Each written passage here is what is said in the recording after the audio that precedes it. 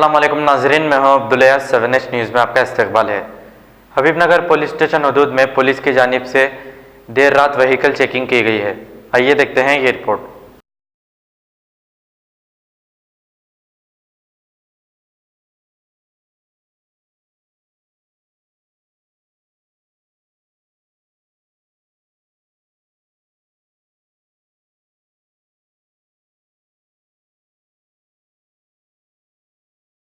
जर्मिंगटन hospital orthopaedic से मुताल्लिक हर मरीज यहाँ शिफायाब। बैनुल-अक़वामी शोहरत याफ्ता और इनाम याफ्ता doctor Mir Jawad Zar Khan, senior orthopaedic surgeon, advance operation theatre, ICU, digital x-ray, laboratory, physiotherapy, pharmacy, sharing और प्राइवेट रूम्स, लेडी डॉक्टर्स और डॉक्टर अर्जुमन सुल्ताना गैनकोलॉजिस्ट की खिदमात हासिल। वाजिबी फीस और मुकम्मल सहूलियात से हजारों मुतमईन। एम्बुलेंस से आरास्ता Germington orthopaedic hospital, pillar number 150, Attapur, Hyderabad. सच्ची खबरें आप तक पहुंचाता है 7H न्यूज।